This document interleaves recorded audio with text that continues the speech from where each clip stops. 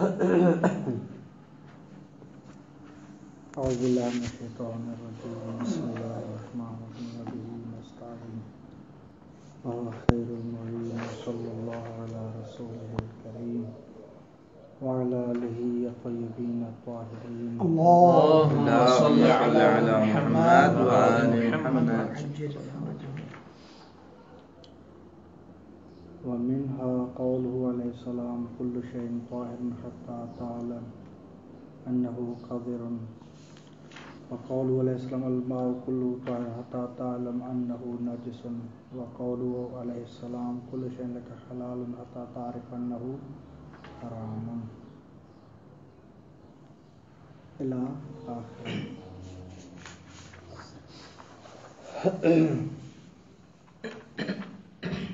استصحاب کی حجیت پر جو ادلہ پیش کیے گئے ان میں سے آخر میں مصنف نے اخبار اور روایات کو لے کے آئے ہیں، اور ان میں سے بھی چندین روایات تھیں، ان میں سے آخر جو ہے وہ آج کی بحث میں ہے، اور وہ ایک روایت نہیں ہے، 2-4 وہ روایات ہیں جن کا لطف آگاہ بیان کریں گے کہ یہ استصحاب پر روایت دلالت کر رہی ہے۔ مثلا یہ ایک روایت ہے کل شیء طاہر حتی تعلم انہ قذر، تو آگاہ خون کہہ رہے کہ یہ استصحاب پر دلالت کر رہی ہے۔ یہ کیسے دلالت کر رہی ہے؟ آگاہ خون کا ایک مدعا بن گیا کہ وہ یہ کہ یہ استصحاب پر دال ہے۔ اب دلیل کیا ہے، کیسے بن رہی ہے، اس کو آگاہ خود بیان کریں گے۔ آگاہ کہتے ہیں کہ یہ جو روایت ہے وہ امثال ان روایات جو ہیں وہ 2 حصوں پر مشتمل ہے، کل شیء طاہر او حلال او مثلا حتی تعلم انہ قذر او حرام وغیرہ۔ تو اسے کہتے ہیں کہ ایک حصہ مغیّہ پر مشتمل ہے اور ایک حصہ غایت پر مشتمل ہے۔ استصحاب میں کیا ہوتا ہے، سابق والا حکم کیا ہے اس کو استصحاب کرتے ہیں اور استمرار کر کے ثابت کرتے ہیں، ٹھیک، شک والے زمانے تک۔ تو یہاں آگاہ خود کہتے ہیں کہ امام علیہ السلام فرمانا چاہتے ہیں کل شیء طاہر، کل شیء، یعنی آپ دیکھ رہے ہیں کہ امام نے جو کلمہ استعمال کیا ہے کل کا استعمال کیا ہے، جو کہ الفاظ عموم میں سے ایک بیسٹ نمبر پر یعنی اعلیٰ درجے پر ہے کہ جو عموم پر دلالت کرتا ہے، ٹھیک۔ کل شیء، تمام جتنی بھی چیزیں کانو جتنے بھی اللہ تبارک تعالیٰ نے خلق کی ہیں وہ سب کے سب کیا ہیں، طاہر ہیں۔ اب اللہ ان کے استثناء آتی ہے، ٹھیک ہے، مثلا خنزیر نکل گیا، کتا نکل گیا، فلاں چیز نکل گئی، اگر اس استثناء سے قطع نظر باقی تمام چیزیں کیا ہیں، طاہر ہیں۔ اب بحث یہ ہے کہ تمام چیزیں طاہر ہیں، ظاہری طور پر حکم ظاہری کے لحاظ سے طاہر ہیں یا حکم واقعی کے لحاظ سے طاہر ہیں۔ تو آگاہ خود کہتے ہیں کہ دیکھیں، ہم یہاں روایت میں دیکھتے ہیں کہ کل شیء، یہاں مجرد شیء کو رکھا گیا ہے، اس کا مطلب یہ ہے کہ تمام چیزیں بے عناوین اولیہ کے ساتھ اس کا حکم شارع بیان کر رہے ہیں کہ ان کے لیے حکم اولی طہارت کا ہے، طاہر نہیں۔ ہاں اگر ایک شیء پلس اس میں شک رکھیں، شیء المشکوک طاہر، تو اس سے کہیں گے کہ یہ حکم ظاہری ہے. لہذا یہاں کل شیء مشکوک نہیں ہے، بلکہ یہاں کیا ہے؟ کل شیء بس. لہذا کوئی اس کے ساتھ ایڈ نہیں ہے، کوئی اس کے ساتھ کیا ہے؟ قید وغیرہ نہیں ہے کہ وہ شک والی ہو، مشکوک ہو یا فلاں نہیں. تمام چیزوں کے لیے حکم واقعی کیا ہے؟ وہ طہارت کا حکم بعنوان اولی. اب یہ تو ہو گیا مغیّا کی بات کہ تمام اشیاء کے لیے حکم واقعی طہارت کا ہے. یہاں تک ہمیں کچھ فائدہ نہیں ہوگا کہ یہ استصحاب ہے یا کوئی اور چیز ہے. بات ہے آگا خود جو کہہ رہے کہ استصحاب پر جو چیز دلالت کر رہی ہے وہ غایت ہے. حتی تعلم انہ قادر. یہ حکم واقعی جو ہے اشیاء کے لیے یہ کب تک ہے؟ یہ حکم واقعی جاری و ساری و مستمر ہے.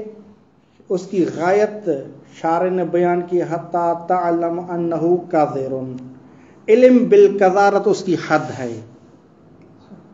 علم بالقدارت اس کی حد ہے. تو اس کا مطلب یہ ہے کہ ما دون العلم، علم سے پہلے تک عدم العلم ہو، شک ہو، ظن ہو، وہم ہو، ٹھیک ہے، علم اس کے حکم کے برخلاف کا علم اگر نہ ہو تو اس سے پہلے جتنی بھی حالات ہیں تمام کے لیے اس کا حکم واقعی طہارت کا ہوگا. ہم فرض کرتے ہیں کہ اگر ہمیں علم اور یقین ہے کہ یہ چیز طاہر ہے تو اس میں تو کوئی بحث ہی نہیں ہے. پھر ہم ایک سلسلہ جاری کرتے ہیں، مثلا ظن ہو پھر بھی وہی حکم ہوگا، ٹھیک، شک ہو پھر بھی وہی حکم ہوگا، کیونکہ اس کے برخلاف کا علم نہیں ہوا، ابھی تک طہارت ہی کا ہے، اور اس کے برخلاف جب تک علم نہیں آتا تب تک اس کے لیے وہی حکم ہوگا. تو علم بطہارت کے لیے ہو تبھی طہارت کا حکم ہے، ظن بطہارت ہو پھر بھی طہارت کا حکم ہے، شک بطہارت ہو پھر بھی طہارت کا حکم ہوگا، وہم بطہارت ہو پھر بھی طہارت ہوگا.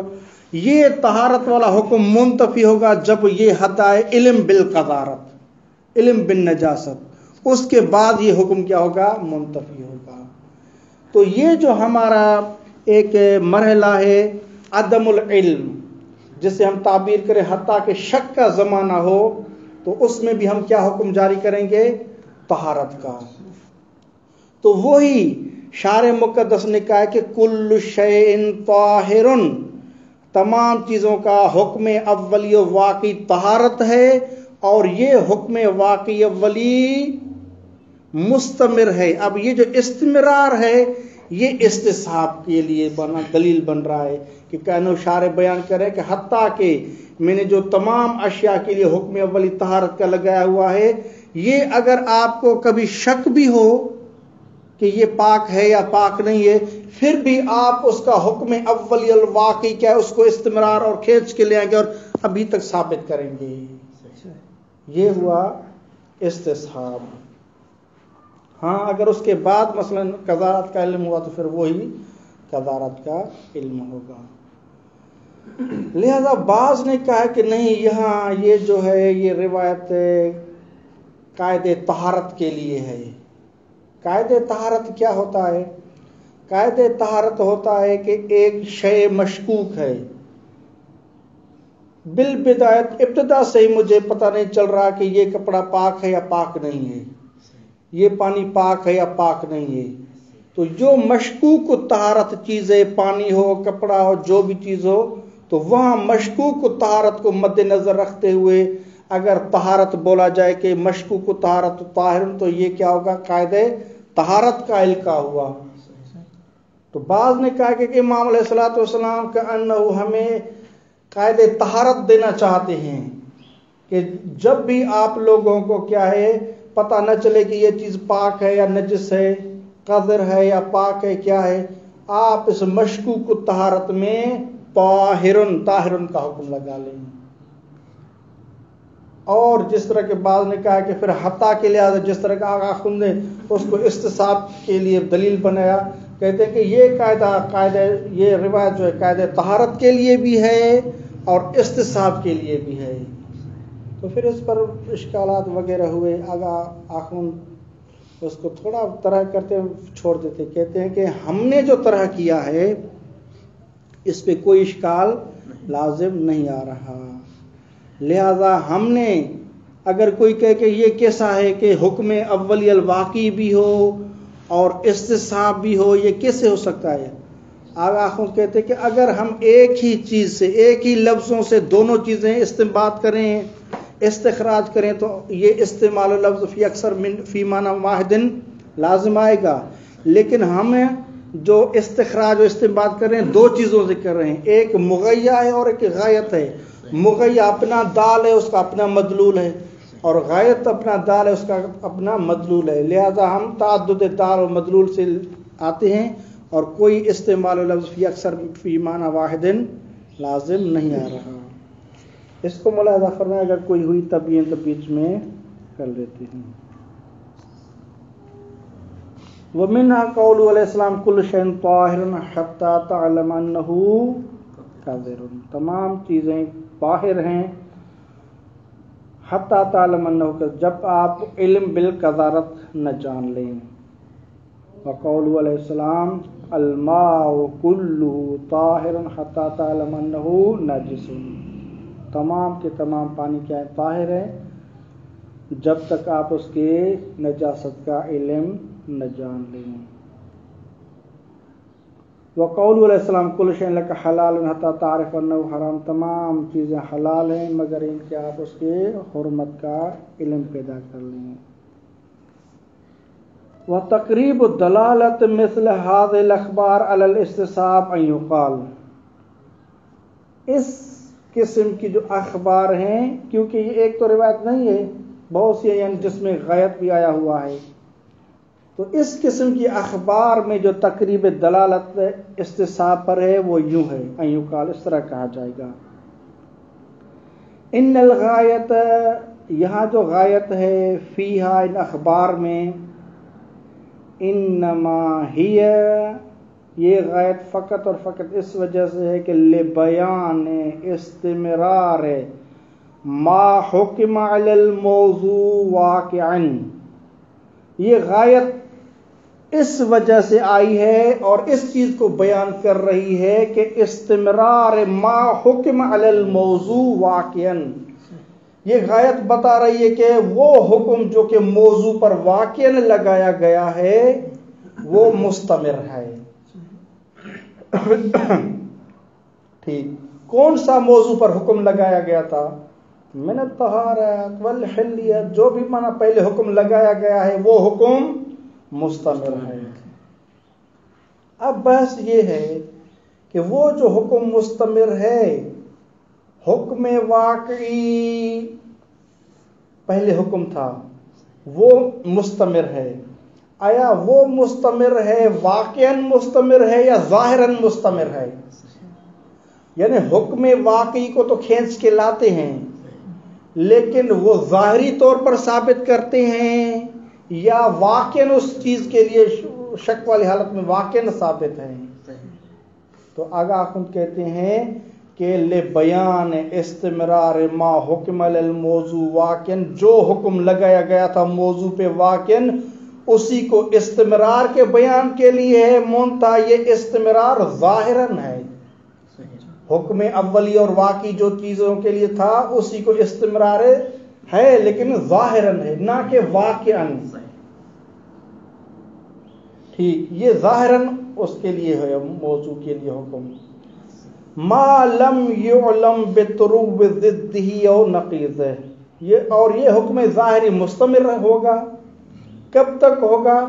ما لم یعلم بطروب ضدہ او نقیض، جب تک علم بے عارض ضد نہ ہو یا علم بے عارض نقیض نہ ہو اس چیز کے. طروب یعنی عارض. تو یہاں شارع مقدس نے کیا کیا ہے؟ حد جو قرار دیا ہے وہ علم کو قرار دیا ہے. کس کو قرار دیا ہے؟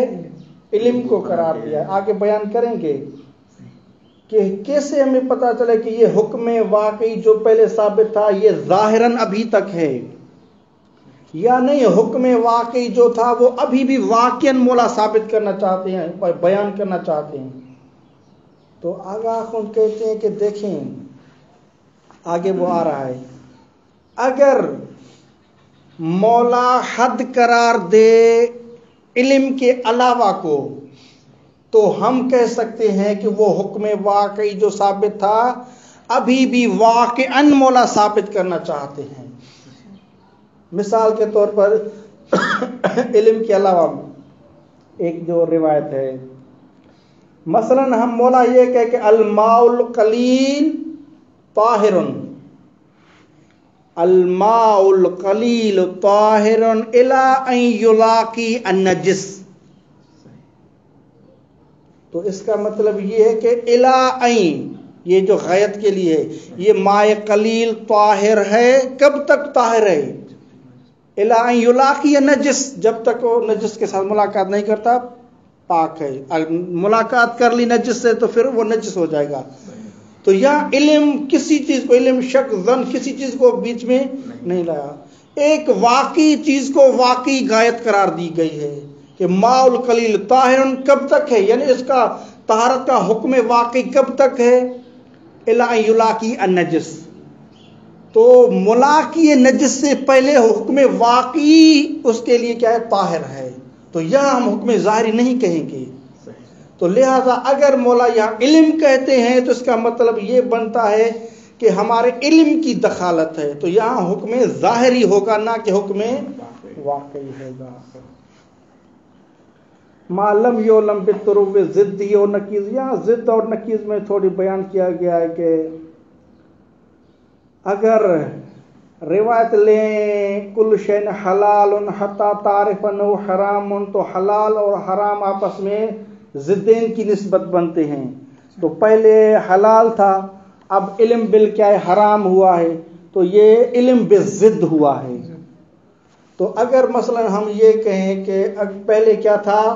کل شین طاہرن تھا, اب حتی تعلم انہ قذر, تو طہارت اور قذارت کا آپس میں جو رشتہ ہے وہ ضدین کا نہیں ہے, نقیضین کا ہے. تو اس وجہ سے کہتے ہیں کہ یعنی طہارت کسے کہتے ہیں؟ طہارت کہیں گے کہ کل ما لم یکن قذرن, جو قذر نہ ہو. تو یعنی یہ ایک عدمی چیز بن جاتی ہے اور نقیض میں سے اس کو بنا دیتے ہیں. ما لم یعلم بطرق ضدی اور نقیض. تو آگاہ خون کہتے ہیں کہ یہ جو ان الغایت اوپر جو کہا ان الغایت فیہا الی آخر ہی, یہ کیا ہے؟ لبیان استمرار ما حکم علی الموضوع واقع ظاہراً ہے. یہ اس کے لیے غایت آئی ہوئی ہے, اس استمرار حکم ظاہری کے لیے غایت آئی ہوئی ہے. لا لتحدید الموضوع, موضوع کی تحدید کے لیے نہیں آئی ہوئی. ایسا نہیں ہے کہ ایک ہمارے پاس کیا ہے مشکوک الطہارت چیز ہے, ٹھیک, تو یہ مشکوک الطہارت اس کے لیے غایت قرار دی جائے, ایسا نہیں ہے. یعنی یہ غایت, سوال یہ ہے یہ غایت اس چیز کے لیے اور موضوع کے لیے غایت ہے یا حکم کے لیے غایت ہے؟ کل شیء طاہر, اب یہاں لفظ دو ہیں, ایک شے ہے ایک ہے طاہر. حتی تعلم انہ قذر, تو یہ جو حتی غایت آئی ہوئی ہے, بحث ہے کہ یہ موضوع شیء کے لیے غایت بن رہی ہے یا طاہر کے لیے غایت بن رہی ہے, کس کے لیے غایت بن رہی ہے؟ تو آغا خون نے کیا عرض کیا ابھی؟ آغا خون بیان کرتے ہیں کہ یہ جو غایت ہے اس حکم واقعی کا استمرار ہے, حکم کا یعنی طاہر کا استمرار ہے. بعض نے کہا کہ نہیں, یہ جو غایت اور حتی ہے یہ اس موضوع کے لیے یعنی شے کے لیے ہے, یعنی شیء مشکوک کے لیے جو حکم ہے وہ اس کے لیے یہ غایت ہے. تو آگاہ خود کہتے ہیں لا لتحدید الموضوع, یہ غایت کیا ہے؟ یہ تحدید موضوع کے لیے نہیں ہے.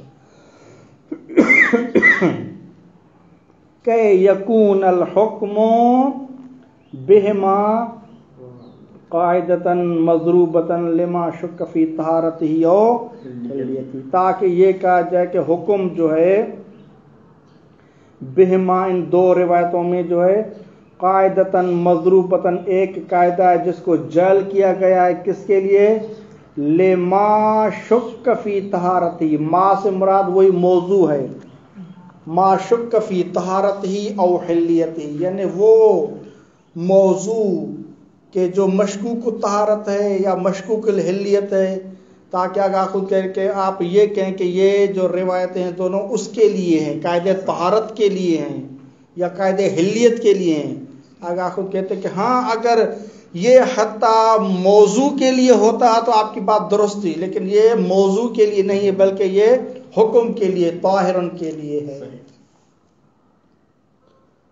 تو اگر ان سے کہتے ہیں کہ یہاں تک تو آپ نے کیا ہے فقط اپنا مدعا بیان کیا ہے کہ یہ جو غایت ہے یہ استمرار حکم واقعی ظاہراً پر دلالت کر رہی ہے، نہ کہ موضوع کے لیے تحدید ہے، یہ تو ایک آپ کا مدعا ہے۔ ما ہوا دلیلکم، آگاہ خود کے وذالک، یہ جو ہم نے پہلے عرض کیا تھا کہ یہ حکم واقعی جو استمرار ہے ظاہراً ہے اور یہ غایت موضوع کے لیے تحدید نہیں ہے، وہ اس کی دلیل یہ ہے لظہور المغیا فیہا، ٹھیک، ظہور ہے مغیا کا فیہا اس روایت میں یا اخبار میں، ٹھیک، کس میں ظہور ہے؟ فی بیان الحکم للاشیاء بعناوینہا، مغیا عرض کیا تھا پہلے کہ روایت کا دو حصوں میں ہے، ایک مغیا پر مشتمل ہے، ایک غایت پر ہے۔ تو ابھی آگا خود کہتے ہیں کہ ہم مغیا کو دیکھتے ہیں کہ وہاں کون سا حکم ذکر ہے، تو آگا خود کہتے ہیں کہ دیکھیں کل شیء ہے، تو شیء بما ہوا شیء کو رکھا گیا ہے، شیء مشکوک نہیں ہے، تو لہذا شیء مجرد شیء ہے، تو اس کا مطلب ہے کہ اس کا عنوان اولی کے ساتھ جو حکم ہوگا وہ حکم واقعی اولی ہوگا، تو یہاں مغیا میں ایسا ہی بیان کیا گیا ہے۔ لظہور المغیا، مغیا کا ظہور ہے فی ان اخبار میں، فی بیان الحکم کہ مولا حکم بیان کرنا چاہتے ہیں، للاشیاء اشیاء کے لیے، لیکن بعناوینہا ان اشیاء کا جو اپنا ذاتی عنوان ہے اس کے لحاظ سے حکم بیان کیا ہے، جس کو ہم کہتے ہیں کہ حکم اولی، لا بما ہی مشکوکۃ الحکم، ایسا نہیں ہے کہ اشیاء کو بما ہی مشکوکۃ الحکم ملحوظ رکھ کے حکم بیان کیا گیا ہے، نہیں، ان کے ساتھ کوئی ایڈ چیز نہیں ہے، کوئی اس کے ساتھ ضمیمہ نہیں ہے، وہ شے ہے بما ہی شے کما لا یخفا، یہاں تک تو آگاہ خود کہتے ہیں کہ کوئی مخفی بات نہیں ہے کہ واقعاً جو کل شیء طاہر کہا گیا ہے مغیا میں وہ حکم واقعی ہے۔ آگاہ خود کہتے ہیں کہ فہو، یہ جو مغیا میں حکم ہے، یعنی فہو کا بعض نے کہا کہ مغیا کی طرف ضمیر پلٹ رہی ہے، بعض نے کہا کہ حکم واقعی جو بیان کیا گیا اس کی طرف، بات ایک ہی ہے۔ فہو یہ جو مغیا ہے، یا آپ کہیں کہ یہ جو حکم واقعی مغیا میں بیان ہوا ہے، ایک ہی بات ہے دونوں۔ وَلَمْ يَكُنْ لَهُ بِنَفْسِهِ مَسَاسٌ بِذَيْلِ الْقَاعِدَةِ وَلَا الْاسْتِصْحَابِ، یہ جو حکم واقعی ہے یا جو یہ مغیا ہے، وَلَمْ يَكُنْ لَهُ بِنَفْسِهِ، اس مغیا بما ہو مغیا کو دیکھیں، اس حکم واقعی بما ہو حکم واقعی کو دیکھیں، تو اصلاً اس کا بنفسہ کوئی مساس اور ارتباط ربط نہیں ہے بذیل القاعدہ ولا الاستصحاب، نہ قاعدہ طہارت کے ساتھ ہے نہ استصحاب کے ساتھ اس کا ربط ہے، کوئی مساس کے ساتھ نہیں ہے، نہ استصحاب کا ہم کوئی اس سے استنباط کر سکتے ہیں، نہ قاعدہ طہارت کا استنباط کر سکتے ہیں، فقط مغیا کی حد تک۔ الا انہ بغایتہ، مگر ہم اس مغیا کو اس کی غایت کے ساتھ دیکھیں تو دل علی الاستصحاب، استصحاب پر دلالت کر رہا ہے، حیث انہا ظاہرۃ فی استمرار ذالک الحکم الواقعی ظاہرا، ٹھیک، یہ جو غایت ہے ظاہرۃ ظہور رکھتی ہے کس چیز میں؟ فی استمرار ذالک الحکم الواقعی، وہ حکم واقعی جو اس کے استمرار کا بیان ہے، ظاہراً، اور کب تک ہے یہ؟ ما لم یعلم بطروف ضدہ او نقیض، جب تک اس کے ضد، اگر حلال اور حرام والی روایت ہے تو پھر ضد کہیں گے، او نقیضی، اور طہارت اور قذارت والی ہوگی تو پھر ہم نقیض کہیں گے۔ جب تک علم بضد یا علم بنقیض نہ ہو تب تک یہ حکم واقعی ظاہراً مستمر رہے گا۔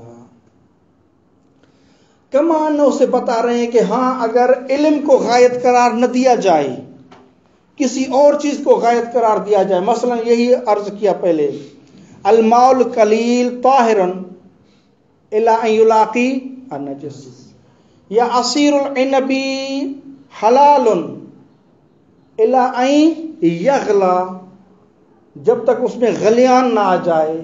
تو یہاں علم کی کوئی دخالت نہیں ہے، ایک شے واقعی ہے، اس کی شے واقعی غائب قرار دی گئی ہے۔ تو اس کا مطلب یہ کہ غلیان سے پہلے جو حکم ہوگا واقعی وہ اس کا طہارت کا ہوگا، غلیان پیدا ہوا تو پھر حرمت آ جائے گی۔ وہاں کا ماؤل قلیل کیا اس کے لیے حکم واقعی طہارت ہے، ہاں اگر ملاقات ہوئی تو پھر کیا ہوگا، وہ حکم واقعی مرتفع ہو جائے گا۔ کما انہ لو صار مغیا لغایۃ، اگر حکم واقعی مغیا اور ایک غایت کے لیے مغیا ہو جائے، کس کے لیے مغیا؟ ایک غایت کے لیے، یعنی حکم واقعی مغیا قرار پائے لغایت نے، ایک غایت کے لیے، مثل الملاقات بالنجاست۔ تو یہاں ہم عرض کریں گے الماء القلیل طاہر، تو یہاں حکم واقعی ہے، ٹھیک۔ بعد میں ہم دیکھیں تو الی ان یلاقی نجس، تو ہم کہیں گے کہ الی کے بعد تو وہ نجاست کا حکم ہوگا، الی سے پہلے کیا حکم ہوگا؟ وہی حکم واقعی طہارت والا ہوگا۔ او ما یوجب الحرمہ، او ما یوجب الحرمت، جیسے عرض کیا عصیر العنبی مثلا کیا ہے، وہ طاہر الی ان یغلی۔ تو اگر لو صار مغیا لغایت مثل الملاقات بالنجاست او ما یوجب الحرمت، اگر ایسی غایت آ جائیں، لدل علی استمرار ذاک الحکم واقعا، تو یہ مغیا ایسی غایت کے ساتھ دلالت کرے گا کہ حکم مستمر ہے، وہی حکم لیکن واقعا مستمر ہے، نہ کہ ظاہراً۔ تو حکم واقعی ظاہراً ہونا اور حکم واقعی واقعا ہونا، اس میں فرق ہے۔ لدل علی استمرار ذاک الحکم واقعا ولم یکن له حینئذ بالنفس ولا بغایت دلالت علی الاستصحاب۔ ہاں اگر غایت جس طرح مثل ملاقات بالنجاست ہو او ما یوجب الحرمت ہو تو اس صورت میں استصحاب کے لیے کوئی مساس نہیں ہوگا۔ ولم یکن له، اس حکم واقعی جو جس کی غایت مثل نجاست ہو، ملاقات نجاست ہو، یا ما یوجب الحرمت اگر اس طرح کی ہو، ولم یکن له حینئذ، اس مغیا کے لیے حینئذ یعنی حین اس کی غایت قرار دیا جائے ملاقات بالنجاست، یا حین کہ اس کی غایت قرار دی جائے ما یوجب الحرمت، تو اس صورت میں مغیا کے لیے بنفسہ لا بنفسہ ولا بغایت دلالت علی الاستصحاب، نہ مغیا کے اعتبار سے نہ غایت کے اعتبار سے کسی جیسے استصحاب پر وہ دال نہیں ہوگا۔ ولا یخفی انہ لا یلزم علی ذلک استعمال اللفظ فی معنیین اصلا، تو ابھی جو ہم نے عرض کیا تھا کہ یہ حکم واقعی ہے اور یہ حکم واقعی مغیا میں ہے، اور یہ استصحاب پر دلالت ہے۔ استصحاب پر کون چیز دلالت کرے؟ حتی تعلم انہ قادر، تو استصحاب پر یہ غایت دلالت کر رہی ہے، اس کا دال غایت ہے، مدلول استصحاب بن رہا ہے، اور حکم واقعی ایک مدلول ہے، اس کے اوپر کیا دلالت؟ مغیا کر رہا ہے۔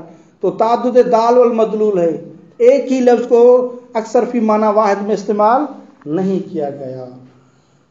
ولا یخفی لا یلزم علی ذلک، علی ذلک یعنی جو ہم نے استنباط کیا ہے کہ مغیا ایک اپنی معنی پر دلالت کر رہا ہے اور غایت سے ہم استصحاب سمجھ رہے ہیں۔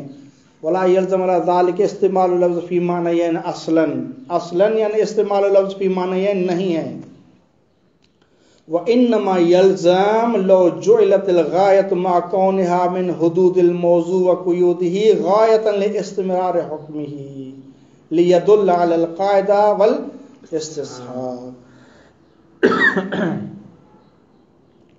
یہ اگر کوئی ایسا شخص ہو جس طرح کے ہیں صاحب قوانین وغیرہ، وہ کہتے ہیں کہ یہاں ہم اس روایت سے دونوں چیزیں ہم ثابت کرتے ہیں، یہ قاعدہ استصحاب کے لیے بھی ہے اور قاعدہ طہارت کے لیے بھی ہے.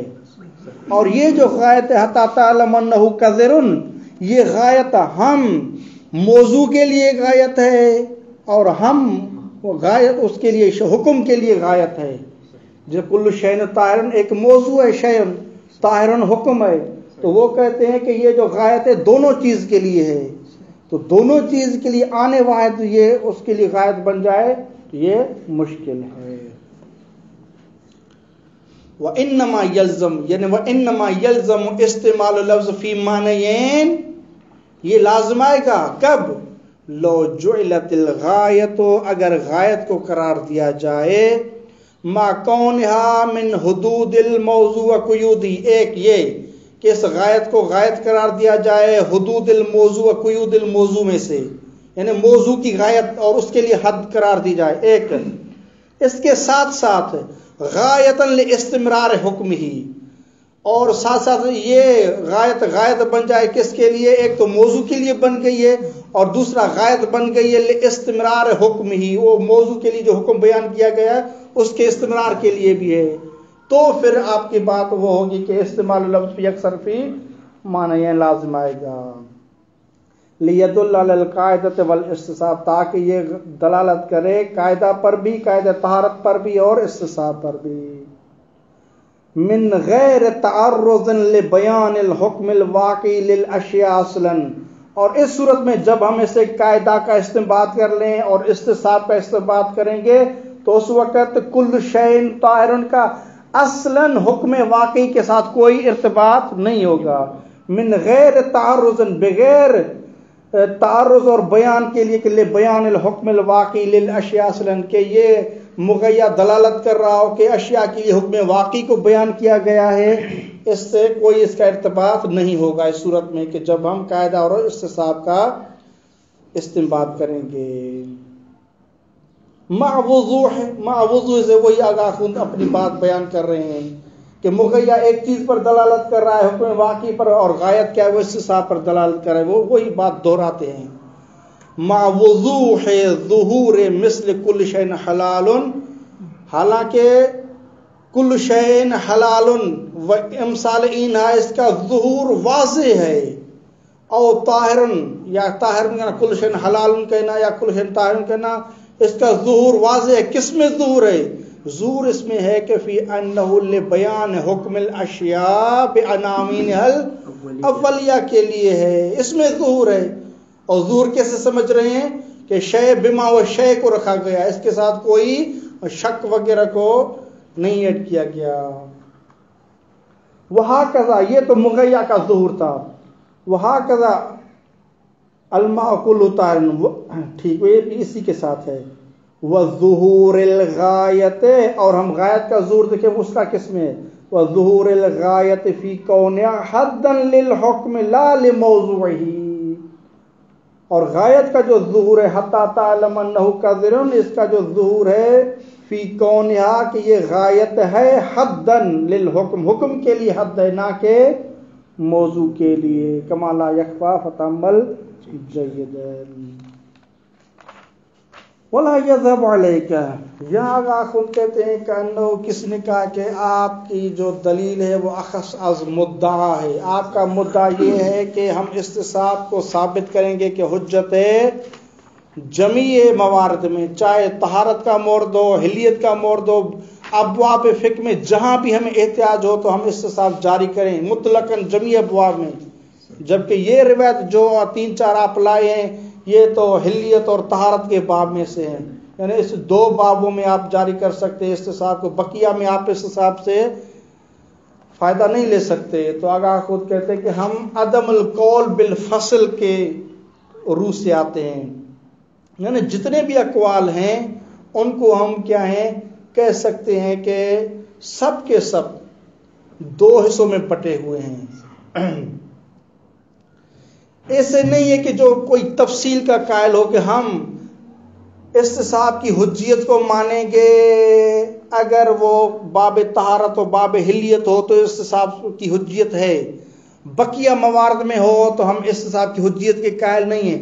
یعنی ایسا شخص جو مفصل ہو، تفصیل کا قائل ہو، ایسا ہمیں نہیں ملا.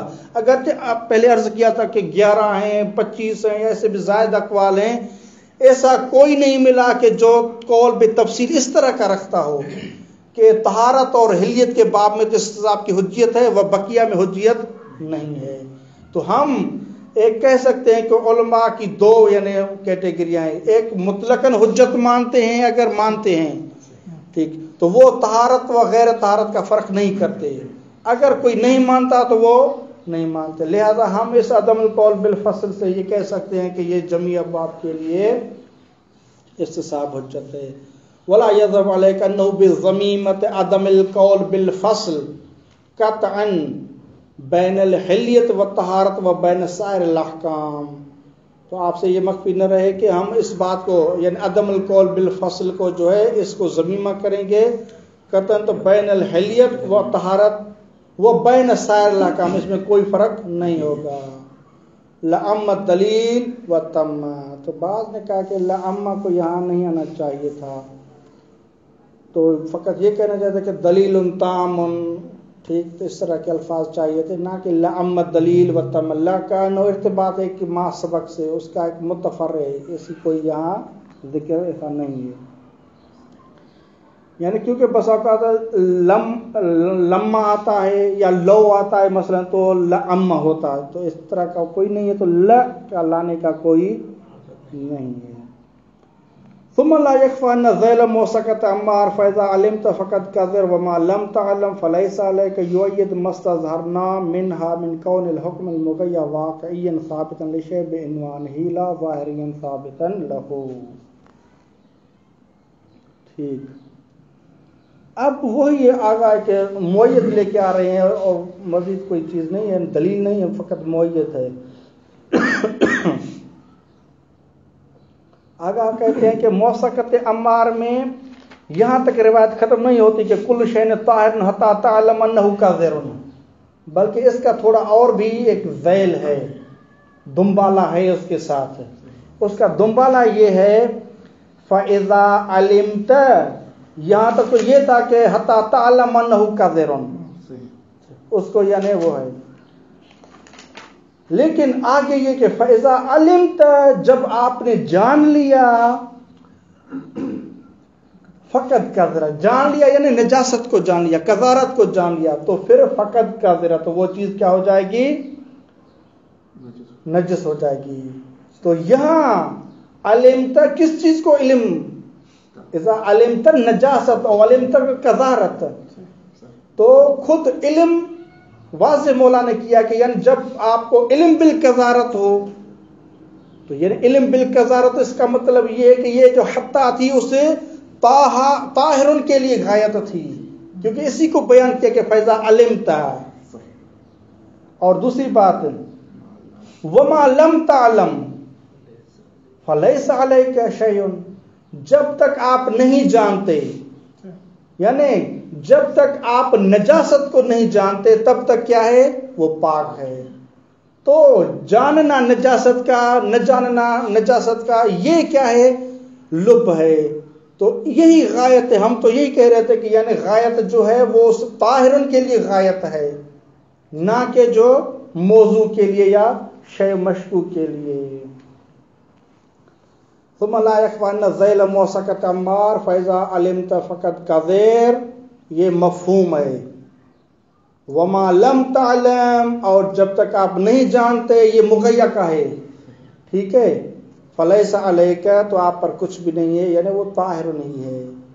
یہ جو ذیل ہے یؤید، تائید کر رہا ہے کہ مستظہرنا منہا، جو ہم استظہار کر رہے ہیں اس روایت سے، من کون الحکم المغیہ واقعین، وہ یہ ہم نے استظہار کیا تھا کہ حکم جو مغیہ میں وہ واقعین ہے، ثابتن ہے، لشیء بعنوان ہی، اس شے کا بعنوان اولی، کہ وہ حکم ثابت ہے. لا ظاہرین، ایسا نہیں ہے کہ جو مغیّہ میں حکم ہے وہ ظاہرین ہو، ظاہری حکم نہیں ہے. لا ظاہرین ثابتا لہو بما ہوا مشتبہ، وہ طہارت کا حکم جو کہ مغیّہ ہے وہ ظاہری نہیں ہے کہ جو ثابت ہوتا ہے اس چیز کے لیے بما ہوا مشتبہ کے، ایسا نہیں ہے. یہ کیوں؟ لظہورہ، یہ ذیل موثق امار کا ظہور اس بات میں ہے کہ فی انہ متفرع علی الغایت وحدہ، کہ یہ متفرع ہو رہا ہے اس فقط غایت پر، اکیلی فقط غایت پر متفرع ہو رہا ہے. وَأَنَّهُ، اور یہ ذیل بیان کر رہا ہے کہ بیان لہا وحدہ، یہ بیان ہے اس غایت کے لیے فقط. منطوقہ و مفہومہ، منطوق بھی، منطوق کون سا؟ وما لم تعلم فلیس علیک، یہ منطوق ہے. فیضا علمت فقط قدر، یہ کیا ہے؟ مفہوم ہے. لا لہا مع المغیّہ، ایسا نہیں ہے کہ یہ غایت کے لیے بھی ہو اور مع المغیّہ کے ساتھ ہو. کما لا یخفی علی المتأمل، دونوں چیز کے لیے نہیں ہے. ثم انک اذا حققت ما تلونا علیک مما هو مفاد الاخبار، یہ خلاص ختم کر دیا بحث کو آگاہ نے. اس کے بعد اذا حققت ما تلونا علیک، جب آپ نے تحقیق کر لی کس چیز کو؟ پا لیا ما تلونا علیک، جو ہم نے آپ پر تلاوت کی یا قرات کی یا بیان کیا. مما هو مفاد الاخبار، جو کہ اخبار کا مفاد تھا. فلا حاجت فی اطالۃ الکلام، کوئی ابھی حاجت نہیں ہے کہ ہم کلام کو طول کھینچے، زیادہ کریں. فی بیان سائر الاقوال و نقض والابرام، دوسرے اقوالوں کو بھی بیان کریں پھر ان کا نقض و ابرام کریں. فیما ذکر اللہ من الاصلاح، کے جو استدلال بیان کیا گیا اس کے ذیل میں نقض و ابرام بیان کیا گیا، اس کی حاجت نہیں ہے. بس ہمارا لب تھا کہ استصحاب مطلقاً حجت ہے یا مطلقاً حجت نہیں ہے. تو الحمدللہ ابھی ہم نے بیان کی ہے ادلہ کو کہ مطلق استصحاب کی حجیت پر وہ دال تھی، جس کا مطلب یہ کہ بقیہ اقوال سب کے سب باطل ہو جاتے ہیں. جس طرح کے کوئی شک پر رافع فلاں یہ جو بیان تھے بیچ میں سب باطل ہو جائیں گے. ولا باس، انشاءاللہ اس کو ہم حکم وضعی کو بیان کریں گے کل. اللهم صل على محمد وعجل فرجه.